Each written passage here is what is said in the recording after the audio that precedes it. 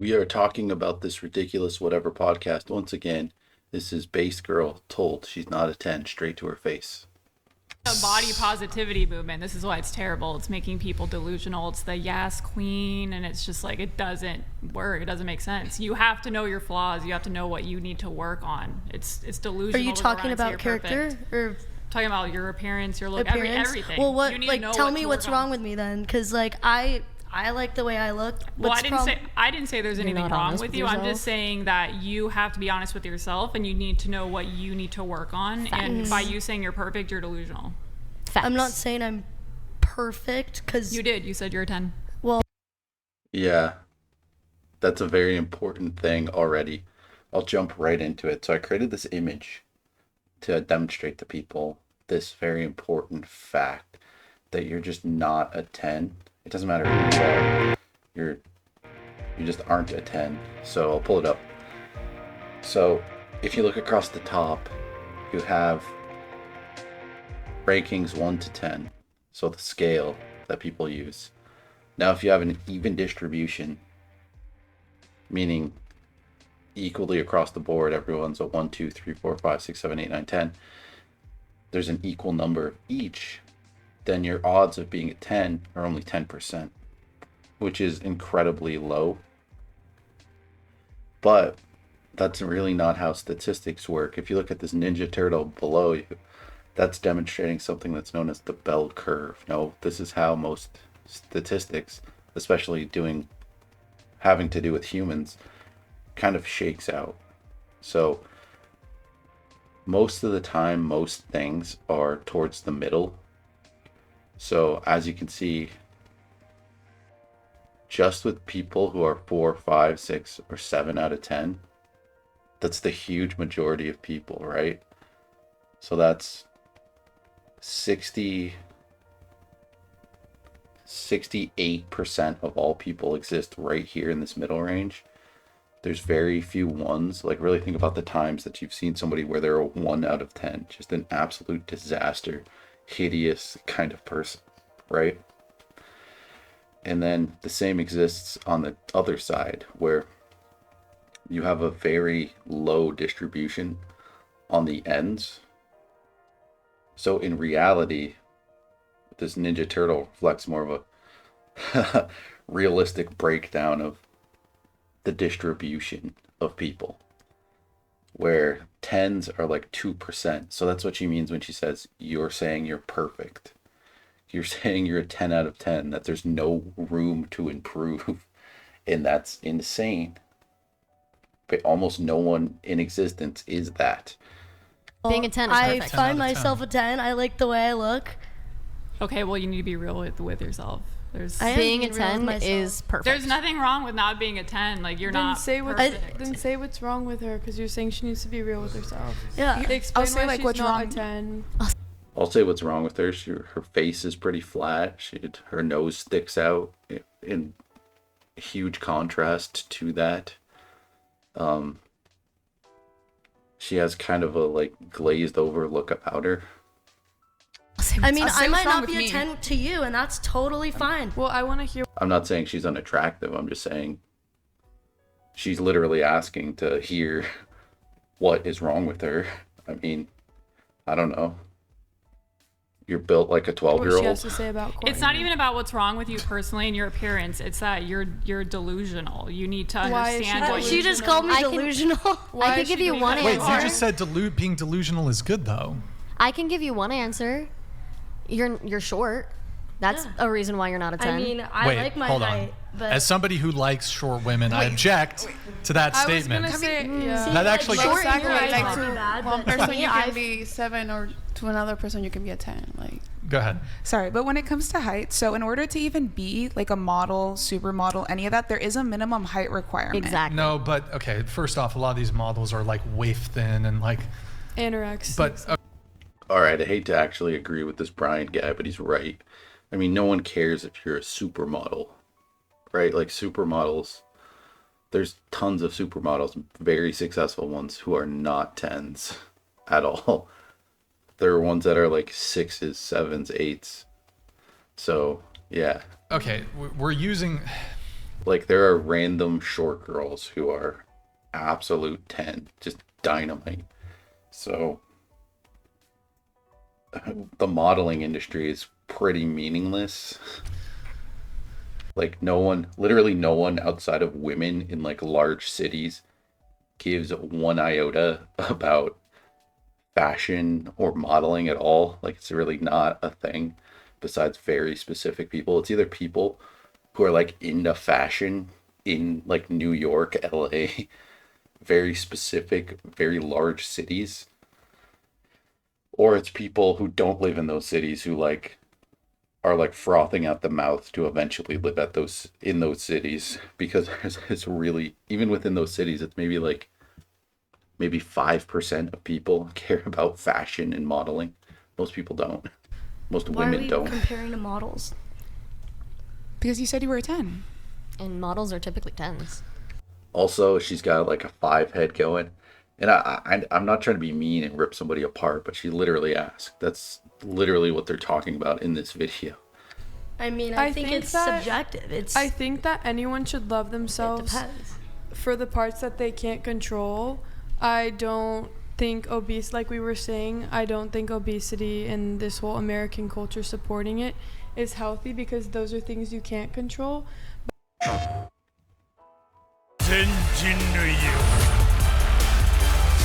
But I think that people should love the parts of themselves that they can't control because yesterday I was walking on the street and some girl just decided to be like, girl, you have no ass. And like, me, I know I have a fucking ass. Do women actually do this? Like I hear so many stories of this kind of thing, of women just ripping on each other. And I've rarely ever seen it where just strange women are just ripping on each other. There's this whole idea of like beauty standards, and Billie Eilish recently made a really ridiculous statement saying that like women,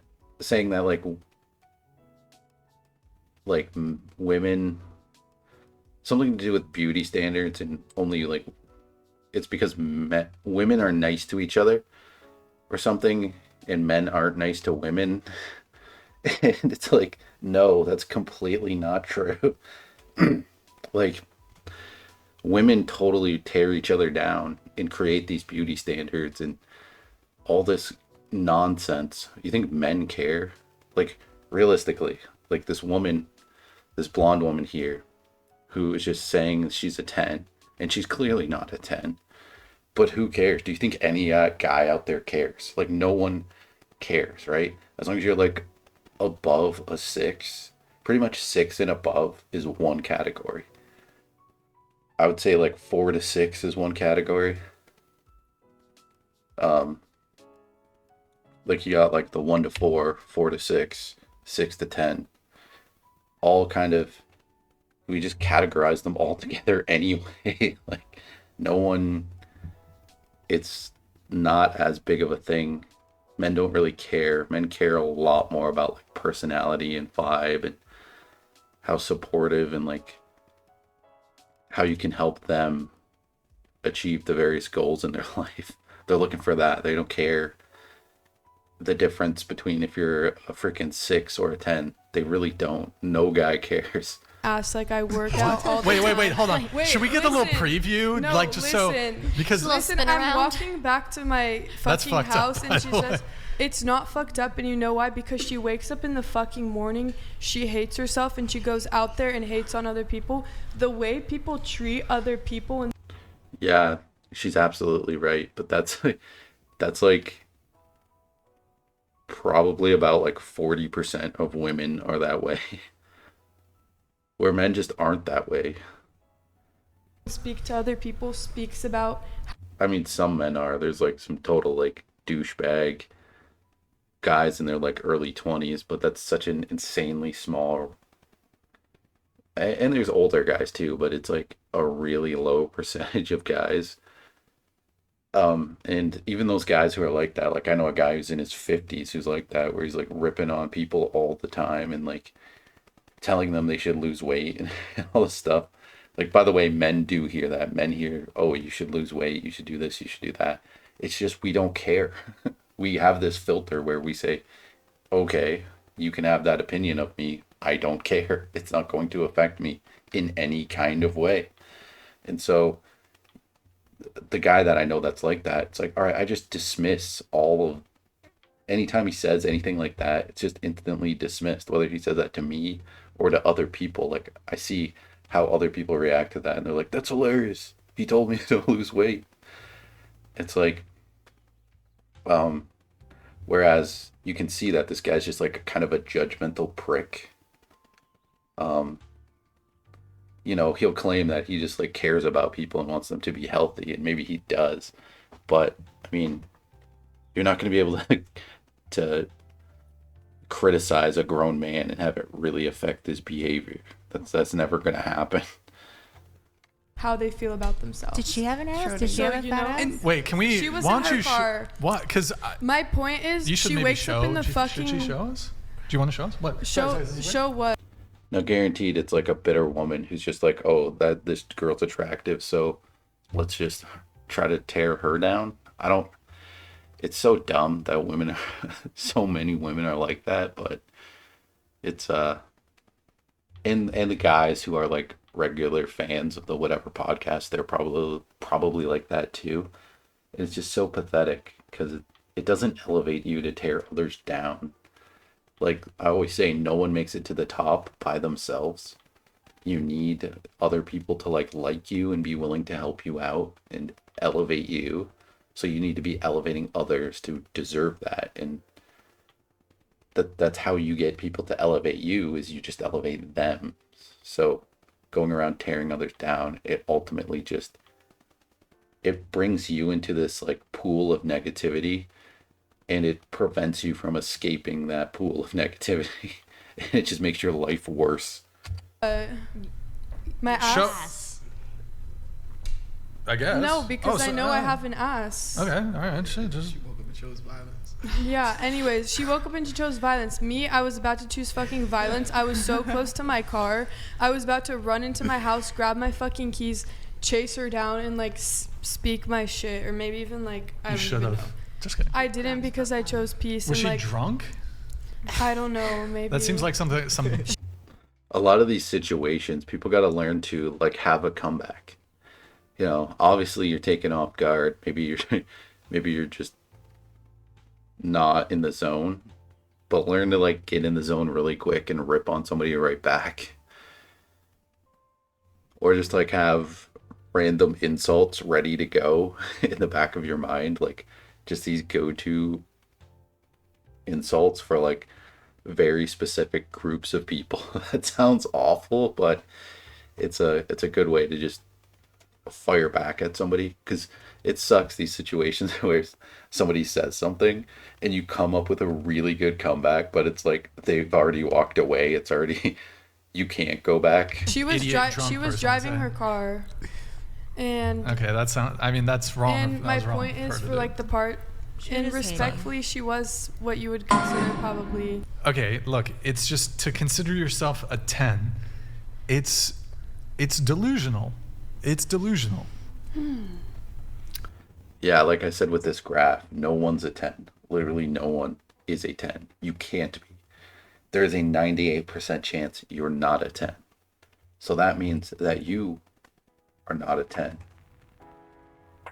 That's just how it works. That's just how numbers work. And it's fine. And what this girl here was originally talking about, the girl on the left, was like, that's fine. You can be not a 10, but you have to understand what you're bringing to a relationship or dating or whatever. You have to adjust. You have to realize, hey, maybe I'm not all that. Maybe I'm not this like incredible supermodel, top 2%, top 1% of women who deserves like the best guy on the planet. You know what it? Because that'll leave you lonely, and you know, you won't accomplish any of your relationship, any of your family goals that you have in your life, because you're holding out for like this top level dude. Why would the top level dude choose somebody who's not on his level? It is. When you think you're a 10. Then why did you ask our opinions of ourselves? No. He didn't. It was. When you think you're a 10, He did. you walk like a 10. And you believe like you're a 10. And No, I already completely disagree with her. Like, look at this guy in the tan sweater. This guy could be a 10. He holds himself well. You know, I don't know anything about him in his personal life. The fact that he's on the whatever podcast probably tells me no. At most, he's an 8. In the sense of like factoring in. If you're just going off attractiveness, then yeah, he's probably like a 9. I mean, I'm just based off of like seeing him. I haven't been paying attention to him at all, but just this exact frame. But more so with men, and also more with women than what they give it, than what society gives it credit for, is your personality, how you function in like a group as a leader, right? And a lot, or like not even a leader necessarily, just a follower, right?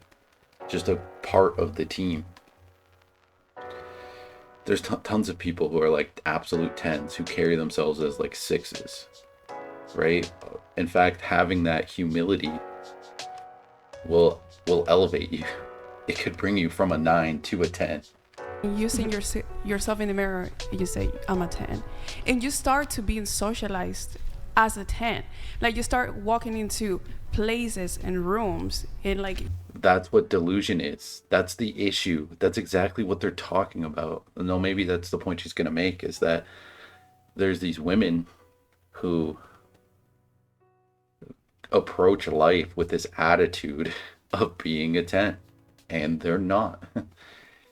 And a lot of them, they think, oh, I'm perfect. I am, in terms of just raw physical beauty, I am perfect. Therefore, I don't need to bring anything else to a relationship or a friendship or life in general. That's the exact issue they're talking about. So having that fake it till I make it of being a 10 only makes the people who do that, it makes their lives worse, because they're approaching all these situations as though they're like Megan Fox or Katy Perry, and they're a nobody who isn't as cool as Katy Perry, doesn't have the like interests and awesome personality that Katy Perry has, or the money or success or anywhere as close to the physical attractiveness. And that's really off-putting, right? That's not just off-putting to potential dating partners, that's off-putting to everyone around you, because they see you as this like just existing on your high horse and being just this obnoxious, narcissistic lunatic. Like, people make fun of you if you have that kind of attitude. Even if you legitimately are like Katy Perry. You're literally Katy Perry. Do you think she like walks around like she's just better than everyone and like hotter than everyone? And just, no, she doesn't do that. So if she did that, everyone would rip on her. Everyone would make fun of her. No one would want to be around her, not even her family, because that's a terrible, terrible personality trait. You project that energy and people react to that energy and so? treat you accordingly. Hell so? yes. I think that whole I fake will, it yes. till you make it is just No. They treat you accordingly. So what she's, I'm not sure what she's getting at, but they treat you accordingly in the fact that they are willing to feed into your delusion to get whatever they want out of you. I know guys who are like that. I know women who are like that, who just think that their crap doesn't stink, that they are just absolute perfection. And you know what I do as someone who's intelligent? I say, you know what? This person thinks they're incredible. They think they're the best person out there. I'm going to humor them. I'm going to go along with it, because they're going to have an issue if I don't. Right? Now, behind closed doors, say it's like a coworker. Me and the other coworkers are laughing hysterically about this person's attitude. And I've literally talked to people in a group where this one person thinks that they're just all that. And we literally talked about how insane that is, how delusional that is, how that kind of makes them incredibly annoying to be around. And it's comical, and I literally have had this conversation with somebody where I'm like, yeah, I just feed into their insane delusion because that makes them easier to deal with. And in this group context, it's a situation where I have to deal with them. And there's no harm to me. In fact, it only benefits me to feed into that person's delusion, because maybe that makes them more willing to pick up their share of the work responsibility. And I'll even manipulate people who are like that. I'll literally be like, you know what, you're a really good worker, you do this better than anybody. And then that feeds into their delusion. Now, it's not great to do this, but in a situation where it directly benefits me to do it, why not? If the person's an asshat anyway, they have their head shoved so far up their ass they can't see any bit of reality anyway, then it's not gonna harm me or harm them to feed into it. I mean, ultimately it will harm them. Ideally, I would have the time and friendship and closeness with them to be like, you're completely delusional. You're off in outer space. You need to totally change your attitude, because nobody likes you. Everyone makes fun of you. You're like a terrible, horrible person. And people pick up on it immediately that you're just garbage. Ideally, I would have the time, and if the person's genuinely behind it all a good person and they just don't see it, then yeah, maybe I will kind of explain it to them a little bit.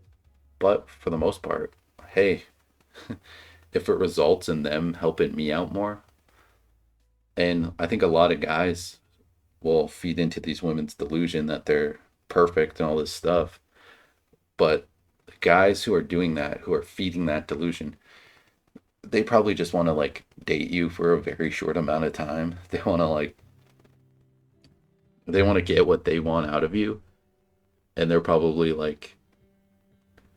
they're looking for the exit door. They're looking to get out of there, and then they're gonna tell their buddies I dated this absolutely delusional chick who was a 7 and thought she was a 10, or a 5 and thought she was a 10. I mean, I've encountered it. I've encountered 4s who think that they're 10s. And it's just well, it just is what it is. It's funny, and everyone finds it funny, and everyone thinks less of you because of it. No, Yeah. I think that's true. I think thoughts are very powerful, and how we treat ourselves Yeah, is you very should have- And powerful. also, You you take care of yourself like a 10. You should obviously have Yes. positive feelings about yourself. You're not gonna eat the but junk you can food, still you're gonna go to the be gym. operating. You can still be operating in reality and be like, yeah, I'm not among the most beautiful people in the world, but I still love myself and I'm still a good person. You need not. Oh, I hate agreeing with him, but he's exactly right. You can be fine. This girl over here who was asking to be told what's wrong with her, guess what? You're a 6 out of 10. Okay? That's fine. Why do you need to have this delusion in your head that you're a 10 out of 10 to feel good about yourself? It doesn't make any sense. You should be able to feel good about yourself without having to genuinely believe that you are one of the most attractive people on the planet, that you are in the 2% of physical attractiveness. Why are you... It's so stupid that so many women value that over everything else. It doesn't help them. It makes them look like assholes. They don't... It's so shallow, and it tears down all women, like they were talking about the woman driving by in their car and tearing on this woman on the right. It creates this horrible atmosphere of judgment and beauty standards, and it's all to do with women as a collective caring way too much about physical attractiveness. And this thing of I'm a 10 out of 10 is just this more recent delusional societal thing that has to do with I think social media. For some reason, I don't understand how exactly the delusion builds. I mean, I get the idea that, hey, you have all these followers, you have hundreds, maybe thousands of people who are oh, you're so attractive when you post pictures and stuff that are designed to make you look as attractive as possible, often with like filters. You've taken like hundreds of photos and you've posted like two of them. By the way, most straight guys don't like, who are actually successful and have anything going on in their lives besides modeling or whatever, or acting, they take like 3 selfies and post one of them. And they're not like putting thought into this. They're just busting out their phone, being like, yo, I like what I'm wearing today. Boom, boom, boom. And then they don't take another selfie for like 4 months. But yeah, this idea that, oh, all these random strangers or people, maybe it's people you grew up with, they're giving you this positive attention. They're hitting like or leaving a comment saying that you're hot. Why is that the most valuable thing in the world to you? Why does that even I don't even get how that would build the delusion that you're like super attractive, because it's so like edited and filtered, and so much thought, so much like effort goes into taking all these photos. It's like you're putting in a ton of effort to get to the point where you can like use like manipulative angles and stuff, to every tool possible to make yourself as attractive as possible. And then you're like somehow get such a good feeling, a good rush from people being like, hey, you look good. Or it's like, it's so stupid. It's so vapid and ridiculous. It's the most shallow crap, and it creates this atmosphere of shallowness that just permeates throughout society. And women just have to stop doing that. And them deluding themselves and being like, I'm a 10, just perpetuates the issue. It makes it so much worse for them, because it makes them feel like crap. Like, none of these women here, not one woman at this table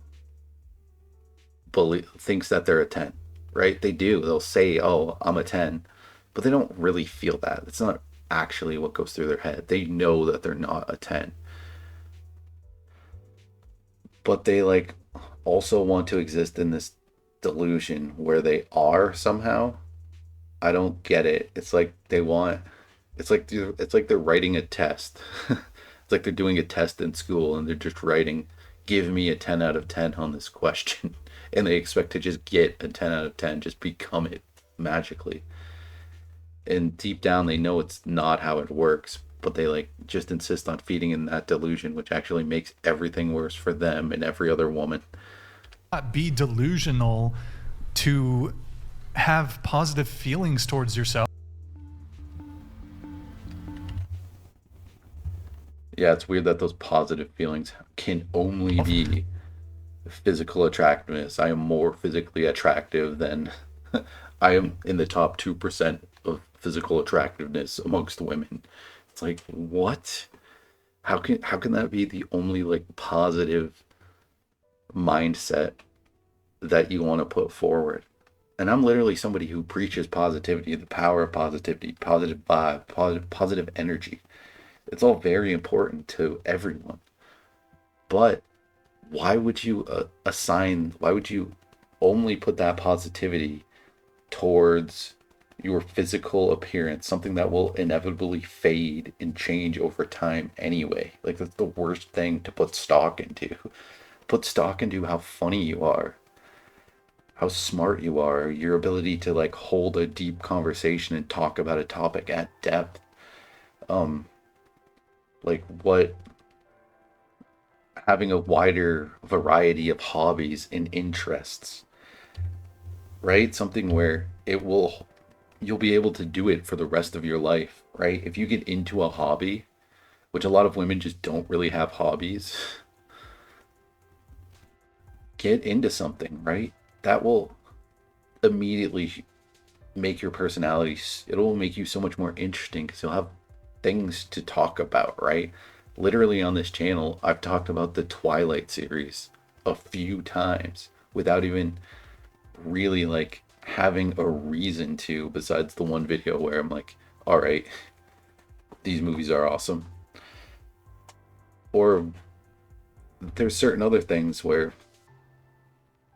being able to talk about something at length, oh my God, that's infinitely more valuable than being a tiny bit more attractive. Like, I'm not going to sit here and say, like, I am the most intellectual I'm a 10 out of 10 in intellect. No, I'm not. I'm not a 10 out of 10 in my ability to articulate points. Sometimes I stutter. English is my second language. Like, I see my own faults. I try to work on them, but I'm not going to be like, yeah, I'm a 10 out of 10 podcast host. No. I fuck this shit up half the time. It's cool. It's okay. I still do the fucking show. Like, it's all right. I try to work on it, but obviously we're talking about something very different here. We're talking about looks.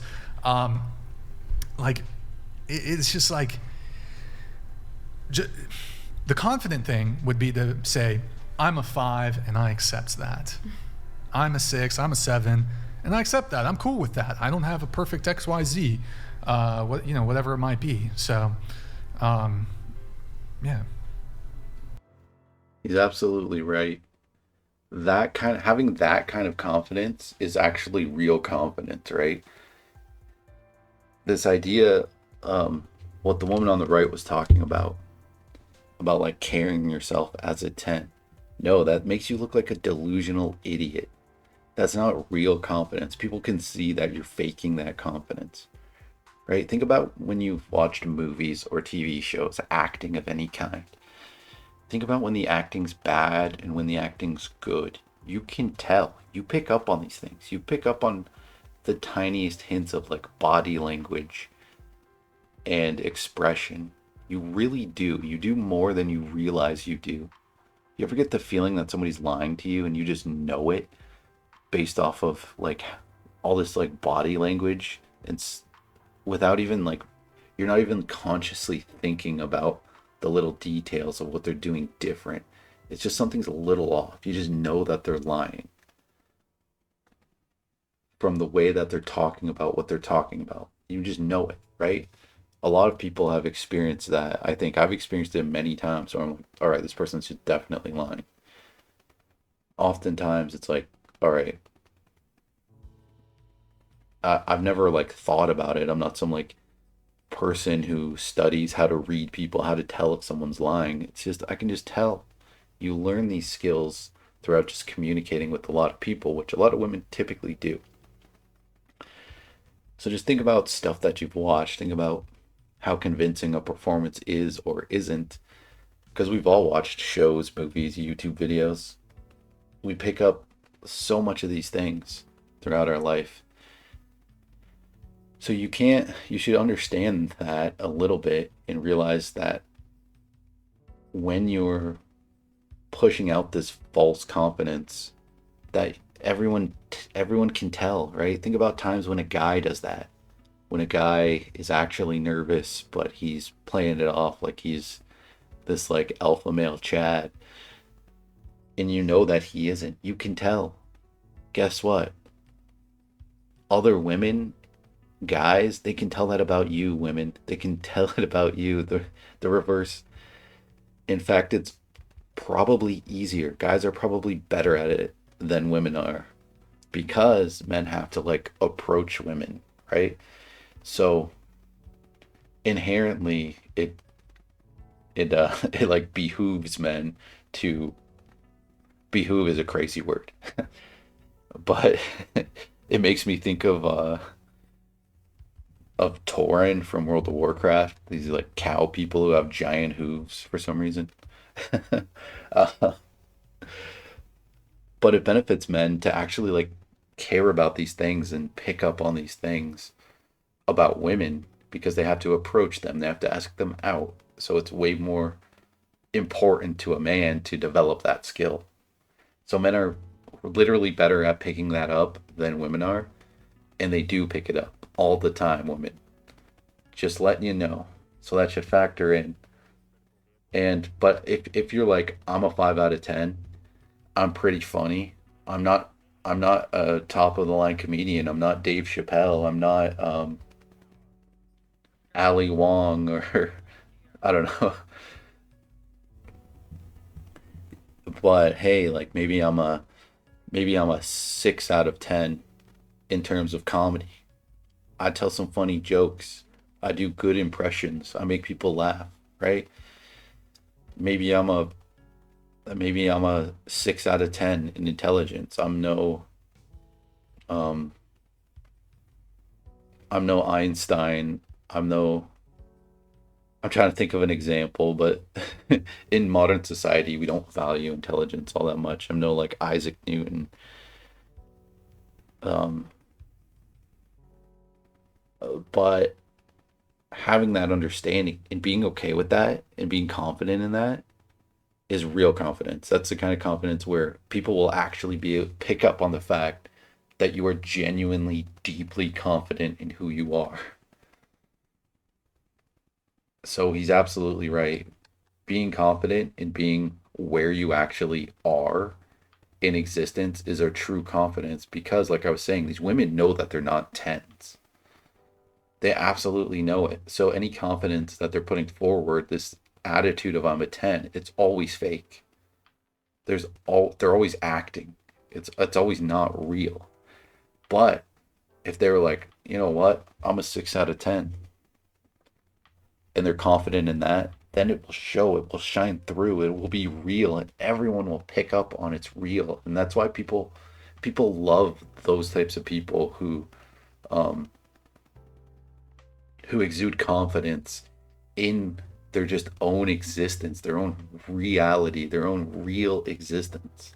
And they value that in themselves. They value being a 6 out of 10. They're like, wow, you know what? I'm decent looking. I'm decently smart, decently funny.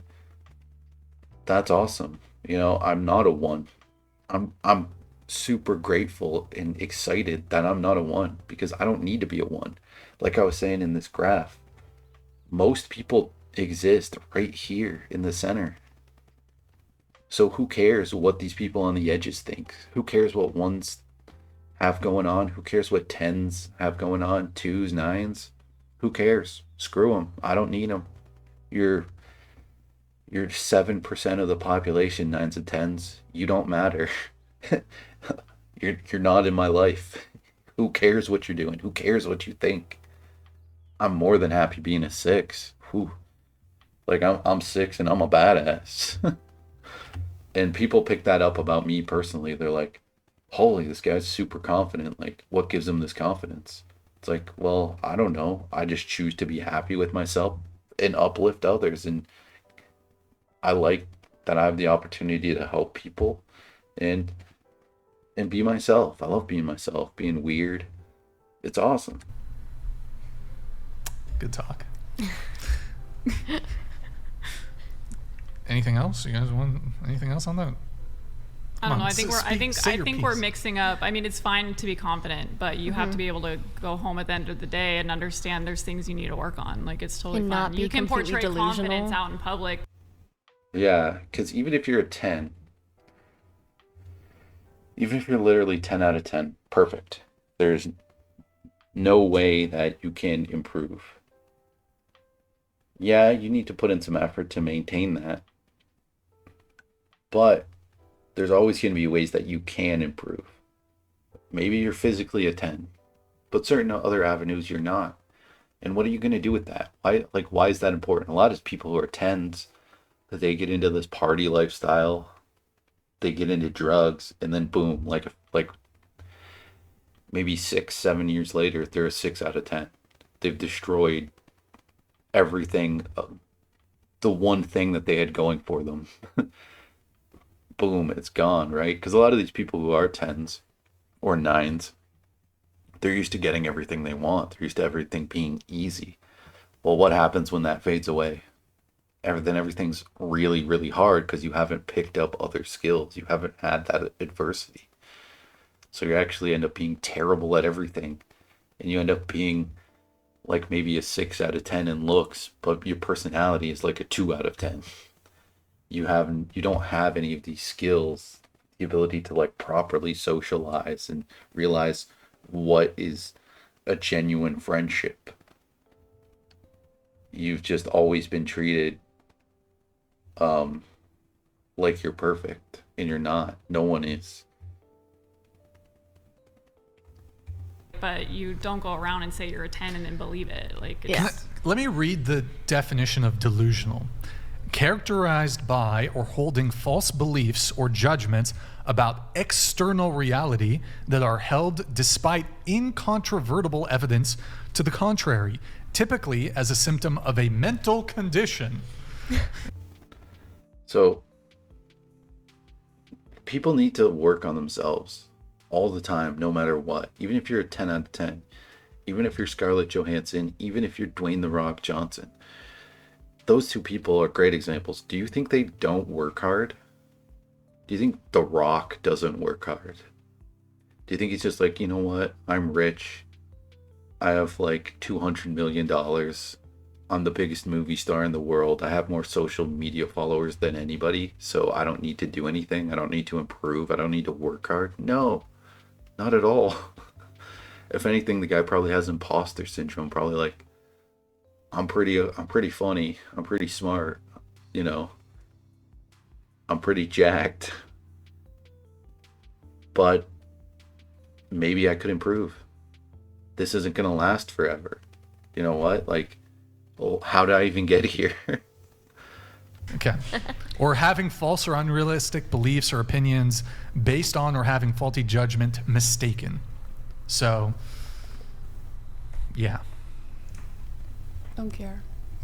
I mean, that's fine, but like, no, because like, I'm not saying you guys are not attractive women. Okay, you can say I'm delusional, whatever, but it has bring me nothing but positive experiences. Literally, Yeah. I would actually argue. So What's wrong? I'm but not how changing do my you know? ways. You're stuck with yourself forever. But I'm not saying you guys. I'm not saying you guys get like down on yourself and just like sob in the mirror all day because of your physical appearance. I'm not saying that. Obviously, live your life in a positive way and move through the world in a positive way.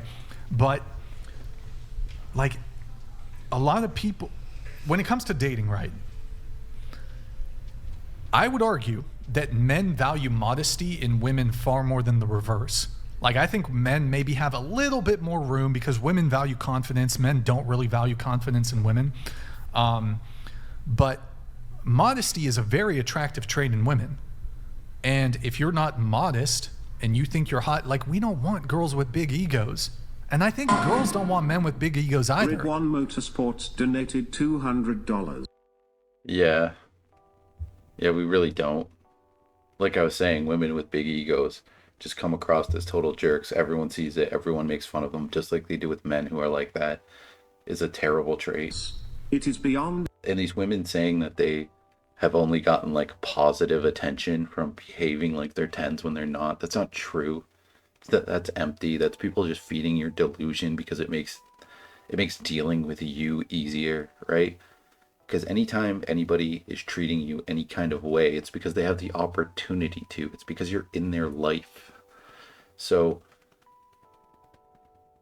if it's just more convenient for them and more, it's a smarter move for them to feed into your delusion rather than be contradictory, because that's just going to cause conflict.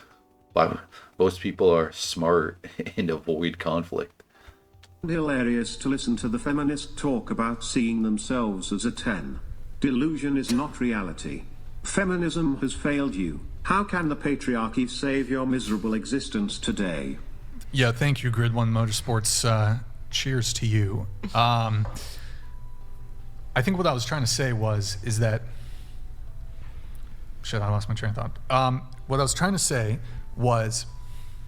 Holy shit, I actually told...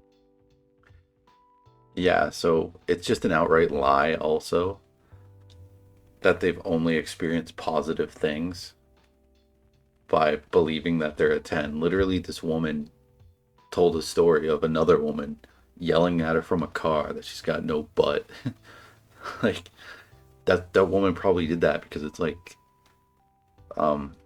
maybe she did that because of this woman's attitude. And I don't know, these women are just lying to themselves if they honestly believe that they've only gotten positivity out of existing in a delusional state. That just isn't true. Totally lost my train of thought. Did anybody have a response to what I was saying? I forgot. No. Oh, men valuing modesty. yeah, like it's not attractive to date a girl with a big fucking ego. Like we want a girl who's modest. And like, I'm fucking hot shit. Can't tell me nothing. I mean, did you want us to say that we're twos? Would that have been modest? No, but like, okay, saying I think they just want you to be honest. There's a difference. I don't understand that statement. Why would he want you to tell you that that you're twos? That would be inaccurate. Because we know from the bell curve, basic statistics, there's like, to be a 2 or below, that's 7% of the human population. He wants you to be honest where you are. The women at this table, like, there's 2 that are maybe like 7s or 8s. The rest are like 4, 5, 6. Like, you're not a 10. No one at the table is a 10. So why can't you just be truthful and honest and see where you lie? Difference between like, it's so weird that women so often bring this up. Like, they call themselves 10s. It's not really men who use this like number rating system. It's women. They just say that they're at the top of it, which makes the whole scale redundant. If everyone's a 10, then no one's a 10. Then being a 10 is entirely meaningless. Confidence and cockiness, though, and you just asked us what we think about ourselves. Yeah, you're like a 6 out of 10. What you think about yourself. If someone asks you a question, where do you rate yourself? Saying, how do you feel about yourself? If you immediately say that you're among the top 2% of people in terms of physical attractiveness, that's crazy on multiple levels, right? Because first of all, people don't just judge you based off of only your physical appearance. And also, you aren't in the top 2% of physical attractiveness. If someone's asking you a question, someone's interviewing you, they probably want you to give a honest answer. This isn't like an online survey where it's just click something, click a number. This is like an honest conversation where you can elaborate. You can give a thoughtful answer to how you view yourself.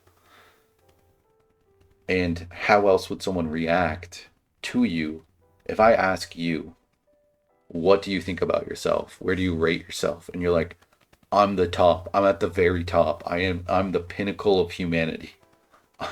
Every other person on the planet is beneath me. How do you think I would react? Do you think I would be overreacting to say you're delusional, that you have some false ideas of reality? I mean, come on.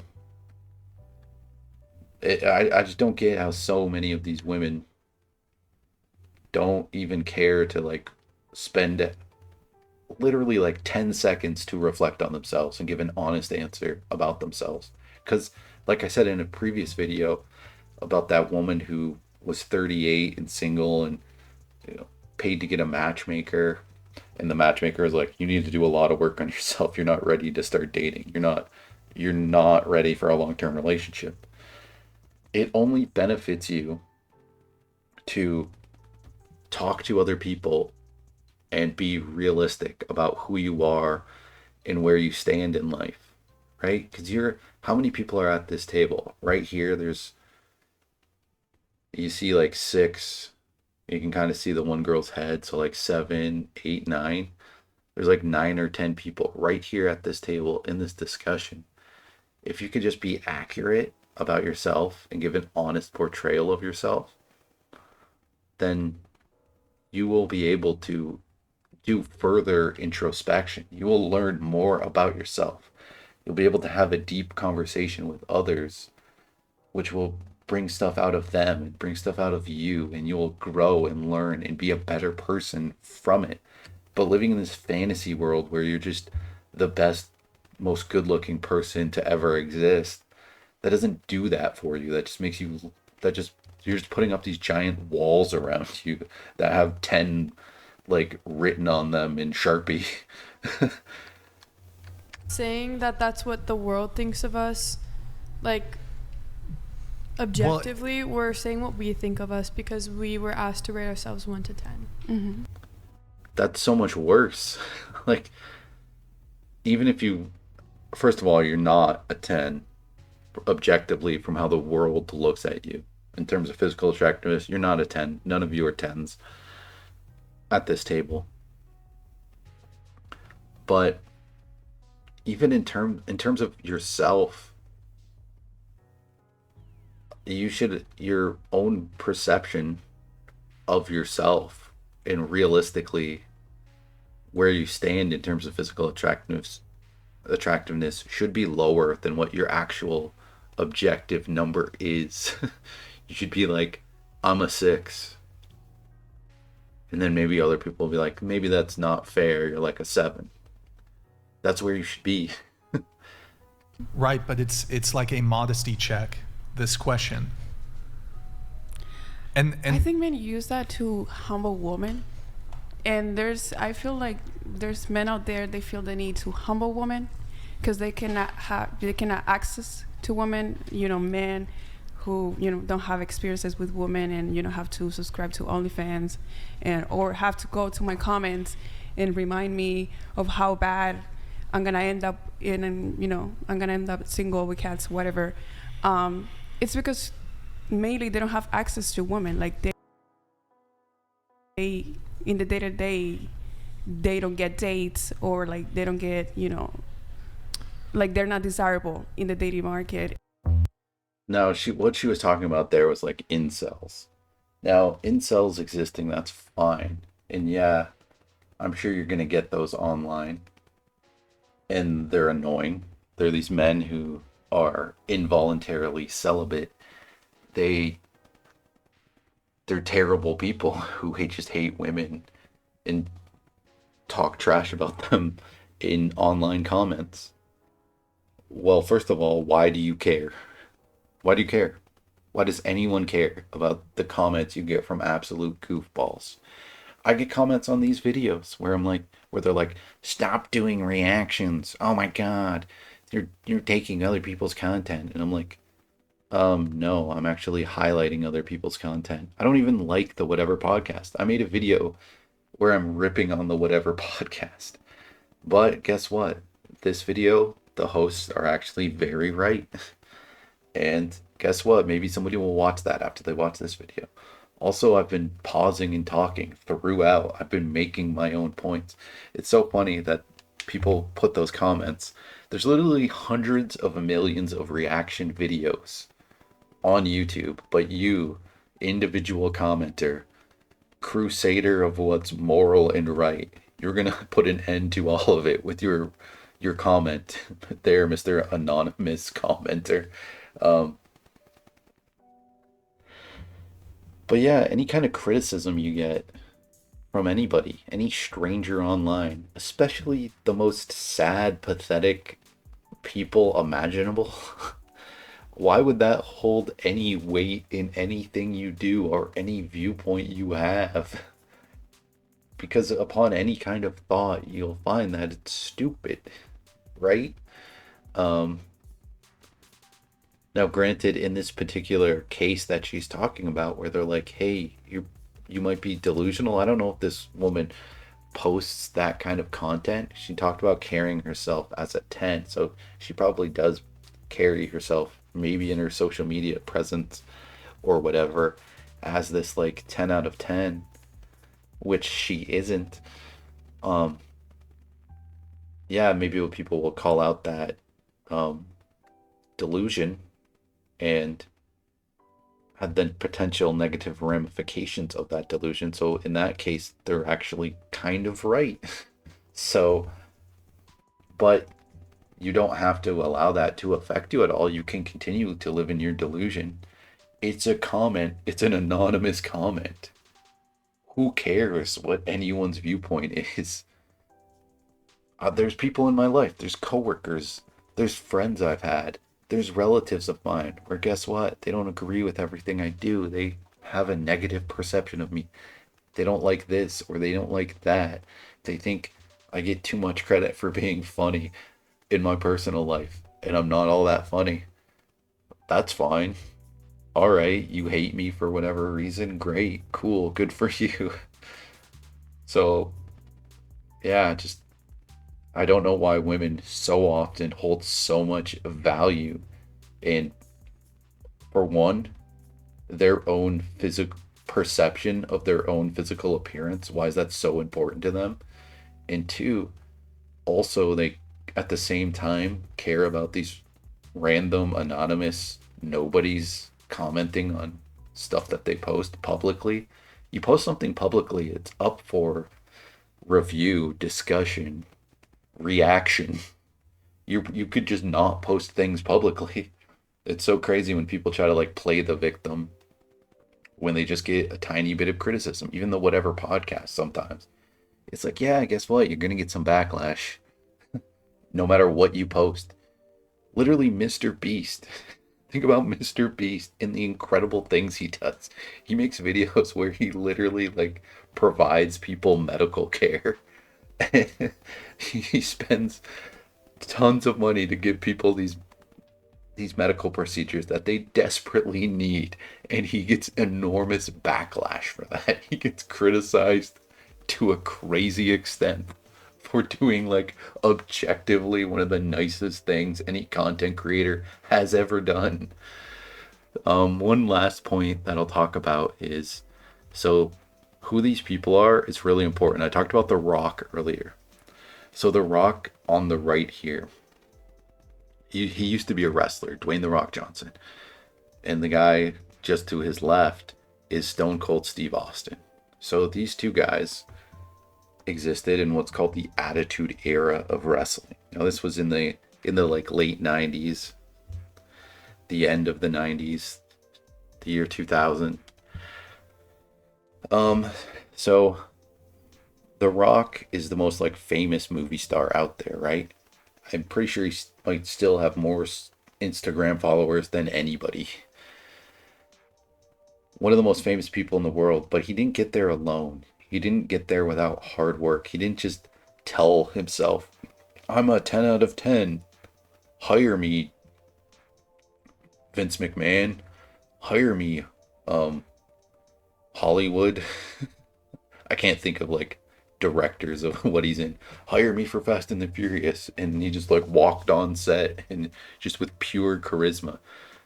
Now granted, he did do all this with pure charisma.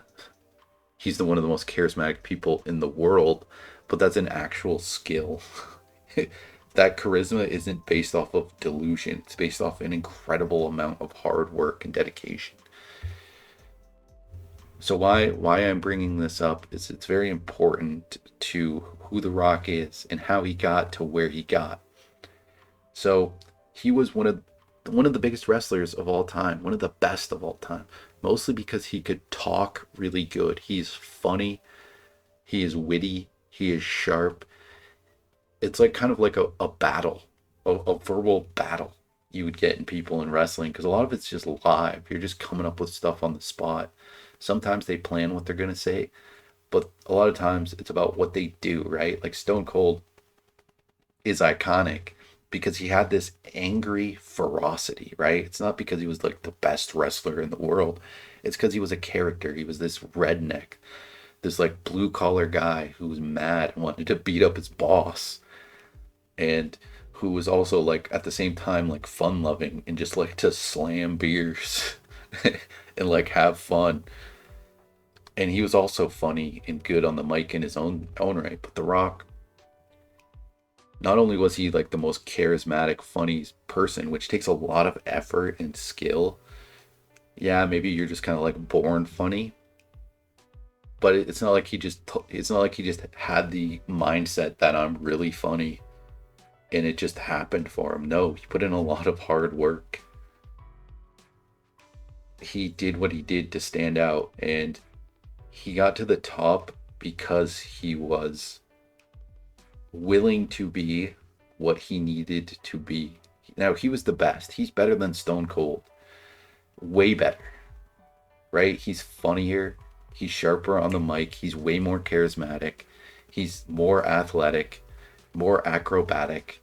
He brings way more to the table than Stone Cold Steve Austin does. He is better. objectively way better than Stone Cold. Not maybe not way better, but he's definitely better. But everyone loves Stone Cold, right? Stone Cold is the biggest character wrestling's ever had. So The Rock needed to play second fiddle. He needed to be the guy who loses to Stone Cold a lot of the time. He needed to be that rival, that antagonist. He did an amazing job of it. So him elevating Stone Cold only also elevated The Rock, right? They rose to the top together and reached something that no one else has ever reached in wrestling. And no one else has ever reached in their careers in entertainment. You might not know this, but in the late 90s, early 2000s, you would see people wearing merchandise of these guys, particularly Stone Cold Steve Austin. The amount of like shirts, like this guy reached deep into the mainstream, into the culture, right? Just a very significant character in the field of entertainment. And The Rock has been the biggest movie star for like 10 years. And he's the biggest social media presence of anyone. Think about how genuinely crazy that is. How much work it took to reach the top. And he didn't just do it alone. It's because he was willing to work with people. Because he didn't have the attitude that like, I'm the best. He allowed his character to exist where it needed to exist, and not, he could have got mad and been like, all right, they're not putting me at the top. I'm not Stone Cold. I'm not the top guy. He could have gone to like WCW, and you know what? They would have definitely taken him. They would have loved to have him, and he would have been the top guy over there. He would have been the best over there. But that's not what he did, right? They probably offered him a ton of money to do that. But he realized, I don't need to do that. I'm the best over here. Now, why I'm showing you this is because what's happening here is he's taking Stone Cold's finishing move. And think about what a lot of people don't understand what wrestling is. So obviously it's like scripted. They're trying to not hurt each other and they're doing a dance. Now it's incredibly difficult. They're in front of a live audience. This is like insanely athletic and impressive. But what he's doing is he's losing. You're seeing clips of him losing to Stone Cold, doing what he needs to be done, elevating Stone Cold to above him, because Stone Cold already was above him and needed to exist above him, because Stone Cold is this everyman character who people love. And people need to feel that connection to the product, the entertainment that they're watching, right? They need to stick around. They want Stone Cold to win because they just feel, he makes them feel something, man.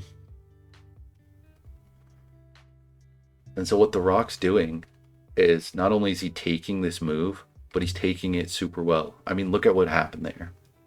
He decided he could take this move in any kind of way, right? So everything they're doing is like choreographed to an extent, but there's room to do it differently. There's improvisation. I am so difficult with that word. He can improv. How exactly, where his body's going to end up, and think about what his body is doing in this short clip. Like he's throwing his body there. Now, that's particularly crazy. Like he's going over the top with it because him and Stone Cold just thought it was like funny, and it is funny. But what he's doing is making it look like Stone Cold delivering this finishing move is like throwing his body and contorting it. Like it's so powerful that it is that devastating to a character that it's as strong and badass as The Rock. He's taking literally himself, the number 2 guy, and being like, this is rocking my world. This is destroying me, right? And he doesn't need to do that. They call it no selling. Like Hulk Hogan does this. where he'll have someone else does a move on him and he acts as though it doesn't hurt him, right? Whereas The Rock, being probably potentially the greatest wrestler of all time, one of the biggest entertainers in the history of the world, he's being like, you know what? Elevating this guy elevates me. I will sell this as though it just like rocked my life, you know? And that just makes Stone Cold look stronger, and it makes The Rock look stronger and creates a bigger connection with the audience. So in a way, maybe it is a little self-serving, but the overall point is that it mostly just helps Stone Cold for him to do this, and doing that also helps The Rock. So people need to learn to like work together and elevate each other. And I think these women kind of missed the opportunity to do that in a more important way. Yeah, they got a little information on their own delusion and how they exist in delusion, and maybe they'll kind of reflect on that going forward. But if they had entered the podcast telling an accurate description of themselves, saying, you know what, I'm a 6 out of 10, then they would have gotten that immediate like real deep conversation with the other people at the table and been able to grow as a person as they sit there and talk to each other throughout the podcast. It's rare that you ever get the opportunity to just sit at a table with 10 people and really talk about these things, right? So that's ultimately kind of the problem I have with this podcast, is they get so bogged down in the details of like just trying to convince people that they exist in delusion, which they do, that it prevents the real conversations from occurring, where it's like, all right, let's move on to like something productive, how we can change the real topic that they should be getting to, which is like, all right, I'm a 6 out of 10 in like every possible avenue, but I can contribute this and this and this to a relationship. I want to be in this type of relationship, yada yada. They just get so bogged down in dealing with the delusion of the people on it. And it's always like young women. And that's clearly why. That's clearly like what's going on here, is that it's women who are really young and haven't really developed a good worldview. They just kind of don't know what they're doing with their life and their own perspectives. But yeah, so I think it would be kind of nice to get more of a balance of people. I don't get the entire structure of being like, we need to talk to like 20-year-old women. But it is what it is. They have plenty of viewers. So yeah, this I'll call it an episode there. This will be the first episode of my podcast about dating. Not sure what I'm going to title it yet, but I want to do this kind of more of a podcast format where I'm doing long form content and doing these long reactions, so I can make more, well, maybe not well thought out, but at least make points that go into more detail that I think out as I'm making them. Because as you can tell from watching this video, I'm just live reacting. I'm just going off the cuff here. I'm just saying what I feel and what I think. And that changes along the way. I like this kind of like podcast format where you're just talking for an extended period of time. Because it's just more real. It's more gritty. I hate scripted, overly produced content. I mean, I like some of it. I like it when it's actually like a piece of entertainment. It has that old style, like kind of like Angry Video Game Nerd, where it's clearly like a skit, like it's clearly a production. I don't like the gray area between the like gritty kind of realism of just live reacting and that like scripted, produced content. I had somebody comment like, if you work on your script, it will be better. Like you'll be a good content creator. I don't have a script. Like my video I did on Halo Reach, I didn't script anything at all. The only time I ever had a script a little bit was like my first video where I talked about Goku versus Itachi, where I just had a notepad open on my computer on like the other screen where I like put a bunch of specific talking points, like just like point form, 2 words, stuff I wanted to touch on so I would remember to touch on it. And maybe I should do that some of the time where it's a complicated topic like that. But for the most part, I just want to go like off the dome, just free flowing thoughts and talking about how I really feel, because I'm like a weird person. I like to people watch. Like I love going to like casinos and stuff and just watching people. Mostly because I do kind of like gambling a little bit, but also I like to see other people lose their minds gambling and just do like weird stuff. Um, and I just like talking to people, right? Like I work a job where I work long hours and I work with the same people for years. So there's people where I've talked to them about almost like every aspect of their life. So you get to the point where you you get so deep into conversations with people, and I've kind of always been like that. Like I've always had a small number of friends and like relatives that I'm close with, and I end up talking to a lot and learning like everything about. I've never seen the value in having a lot of friends. I prefer to have like friends that are just good and can like actually know me, and I can actually like talk to about anything, and they can talk to me about anything, and we can like grow and move forward as people. And same with like relatives, right? Like I have relatives who, I love them and care for them, but I've never even like had a real conversation with them. We've never had one deep conversation ever, and we've known each other for like our whole lives. But other ones, holy crap, I know like everything about them. I'll literally be in another country than them, and they'll be texting me. They'll be wanting to talk to me, and we like keep up with each other's lives. And so I just always enjoyed deep conversations where you literally just run out of stuff to talk about on a subject. I love that stuff. I've watched literally like over 1,000 episodes of the Drunken Peasants podcast. I don't really watch it anymore because they need more consistent hosts. Like they used to have like 4 hosts, TJ, Paul, Scotty, and Ben. And then on top of that, they would have like recurring guests. They still have those recurring guests, but they only have 2 hosts. And I get it. It's easier to run a podcast with only 2 main hosts for a whole lot of reasons. But I feel like you kind of also, you don't get the same dynamic.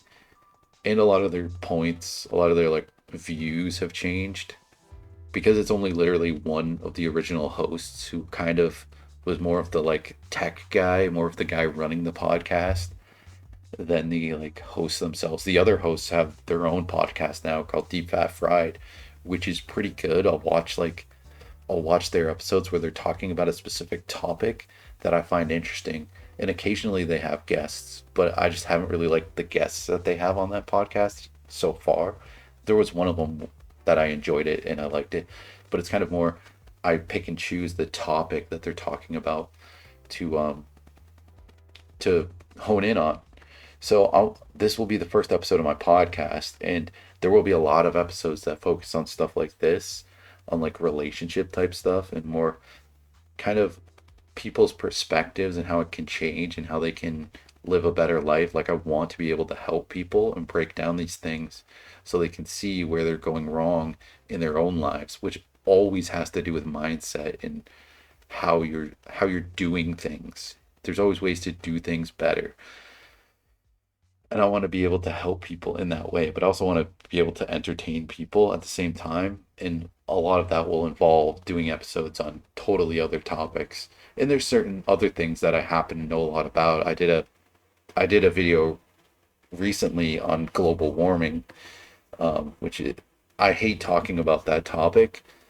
I even got a message on the video, like a little one of those stupid like Google things where it says like, oh, well, here's all this information, and it's like, I'm sorry, but the thing that you're linking me to is overlooking a ton of information on this. So it's like literally what I talk about in that video is way more informative than the link that they force upon the video. um because I'm willing to like talk at depth. Like I literally pull up a graph in that video, and it shows something that's just objectively true. Like maybe the graph isn't 100% accurate, but the trend that that graph shows is accurate, you know? And I don't even know, it's probably an accurate graph, but in theory it could be wrong, but the overall trend that I talk about is 100% the truth. It's objective, it's undeniable.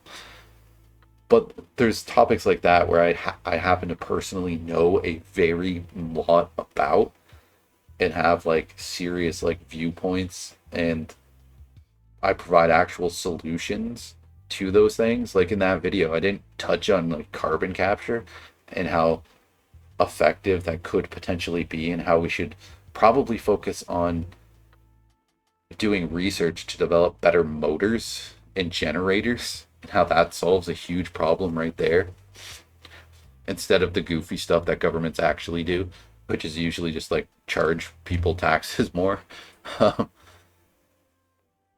But I love talking about topics that never get talked about, that people completely overlook.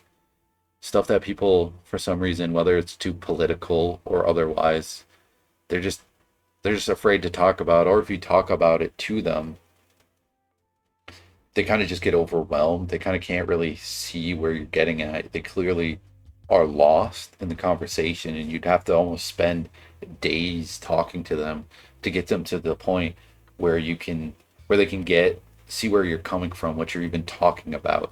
And doing videos, doing a podcast, you can do that because you can pull up clips, you can pull up graphs, charts, visual aids, and you can go on these long descriptive things, because sometimes you talk to somebody and they just want to have a conversation, they just want to have a chit chat. They're not looking to engage in a deep, thoughtful conversation or a really lengthy explanation.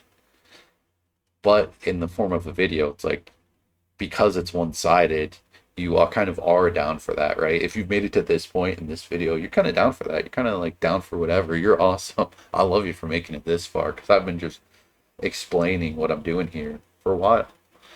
And yeah, hope you like the video. Hope you'll check out more episodes of the podcast. Maybe I won't even be able to come up with a name for it yet. And I do want to eventually have other people, other like hosts, and explore a much wider range of like topics. I want that, and I want this YouTube channel to be successful, and I want to be able to like hire an editor, hire somebody on to do a podcast with, maybe even potentially one day do other channels. I have a lot of improvement to do, right? Like if I was to rate myself as a content creator so far, I've only been doing this for like not even 2 months, maybe like a month and a half. I would rate myself like a 2 out of 10, maybe a 3 out of 10. You know, I am miles away from where I plan to be, and I'm going to work hard, and I'm going to get there.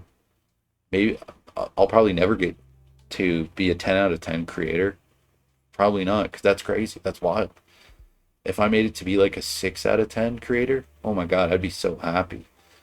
If I got to where this became even like a tiny source of income for me, I would almost like shed tears of joy. Because yeah, this is cool. I like talking about this stuff, and I hope people watch this, and I hope they feel a little bit better. I know I was pretty harsh. It's harsh to tell people that they're not absolute perfection. But that does help people because it tells them, hey, you're not perfect. You should be working to improve yourself. Every person works to improve themselves.